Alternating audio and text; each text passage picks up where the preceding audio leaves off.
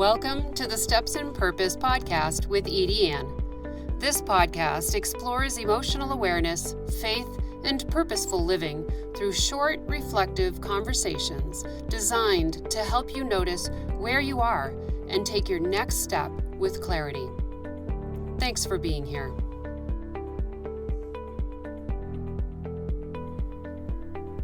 Is grief a form of disengagement?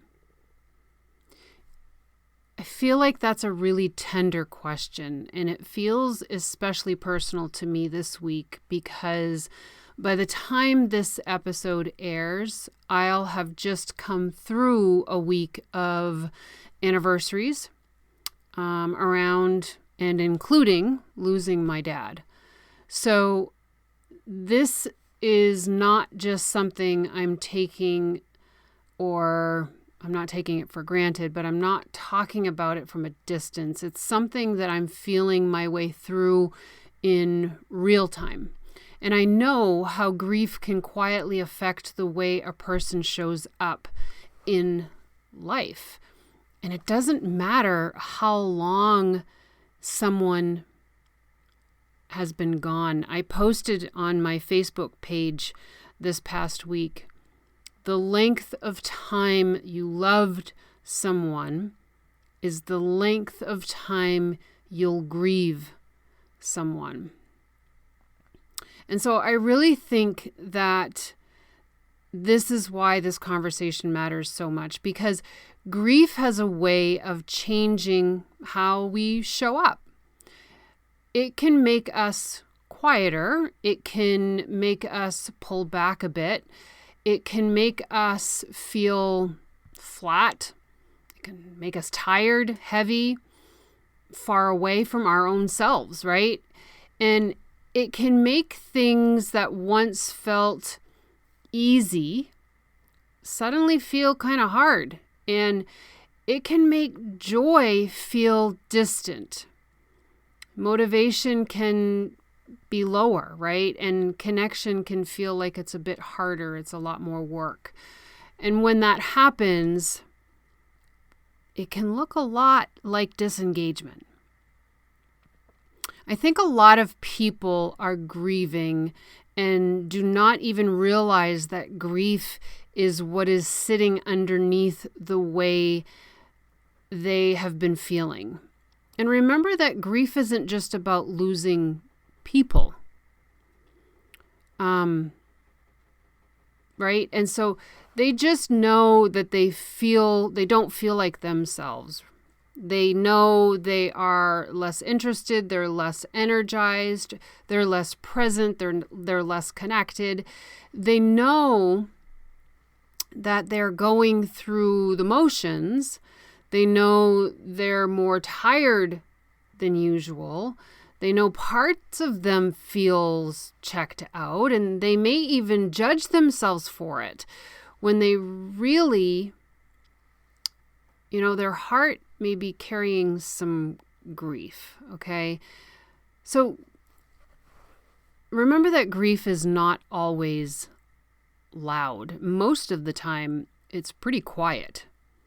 And sometimes it looks like numbness.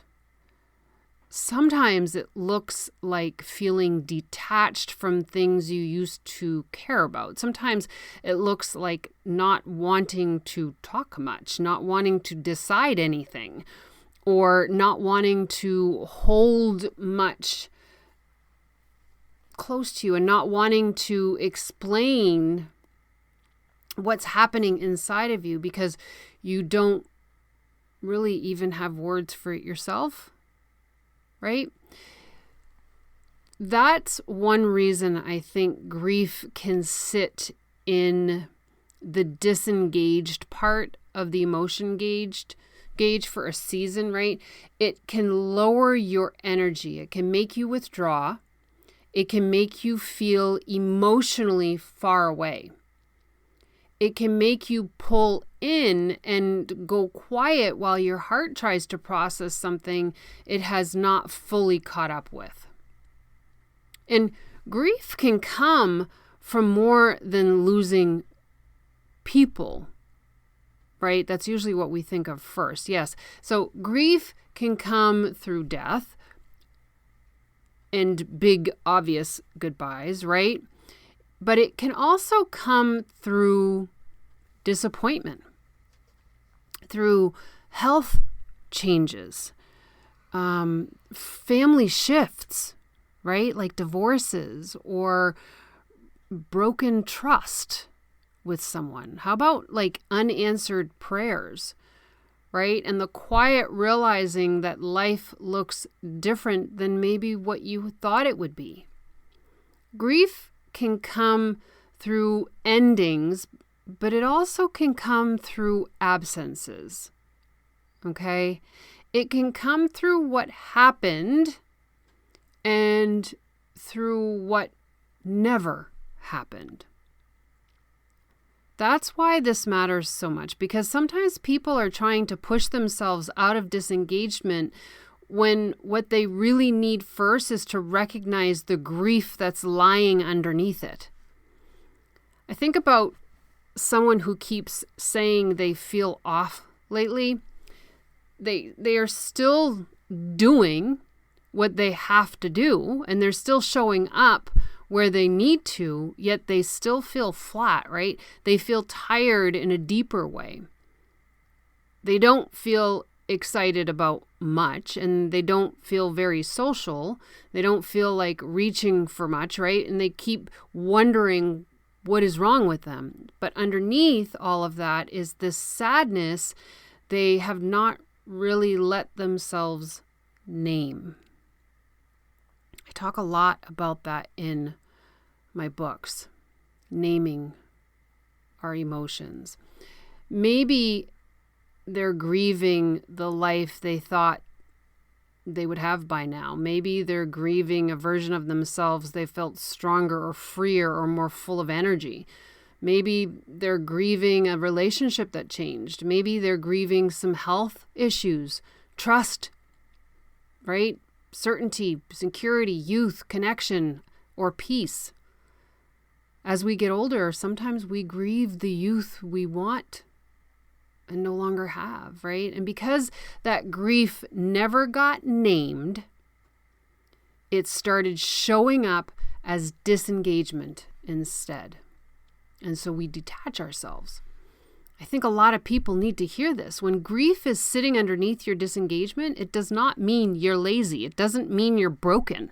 It doesn't mean you've lost your drive or your purpose. It just simply means your heart is carrying something heavy, and that heaviness is affecting the way that you're showing up right now. That awareness can change a lot, because once you realize grief is there, you can stop fighting yourself so hard. You can stop making your quiet mean something harsh about who you are. You can stop treating your low-level energy like a character flaw, and you can start meeting yourself with more honesty and a bit more compassion, right? Give yourself some grace. I also think it's important because grief often asks for slowing down, while so many people are trying to speed themselves through it. They want to snap out of it, snap their fingers and get through it. They want their spark back. They want to feel productive and engaged again.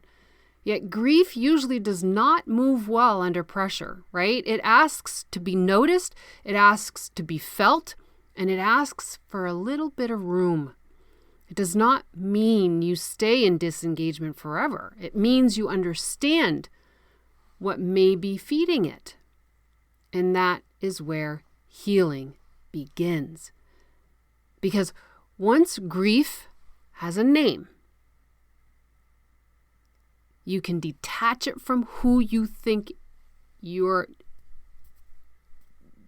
giving it character to yourself. It no longer belongs to you, right? When you give it a name, it makes more sense. The flatness makes more sense. The quiet makes more sense. The distance makes more sense. The heaviness makes more sense. And when something makes more sense, it becomes easier to respond to it. instead of reacting to it with shame. And instead of attaching it to your identity, you can separate from it. I think this is where the emotion gauge helps so much. It gives language to what has been happening inside. It lets you see that maybe you're not just unmotivated or scattered or withdrawn for no reason. Maybe your emotional home base has shifted because your grief has been pulling you lower. Maybe your heart has been trying to carry something your mind has not fully caught up with yet, right? And from there, you can begin asking better questions. What am I grieving right now? What changed that I'm not really honoring? What loss, ending, disappointment, or ache is sitting underneath the way I'm feeling? What part of me has gone quiet because it's carrying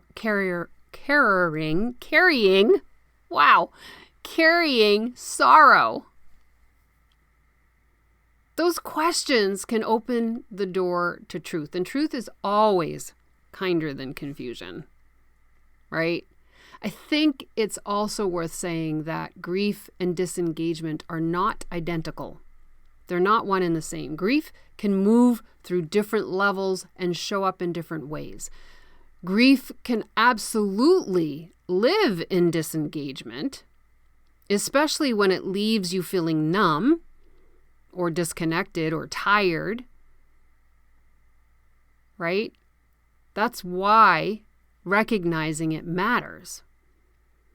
If you only treat the disengagement, you may miss the deeper ache asking you for your attention, okay? And maybe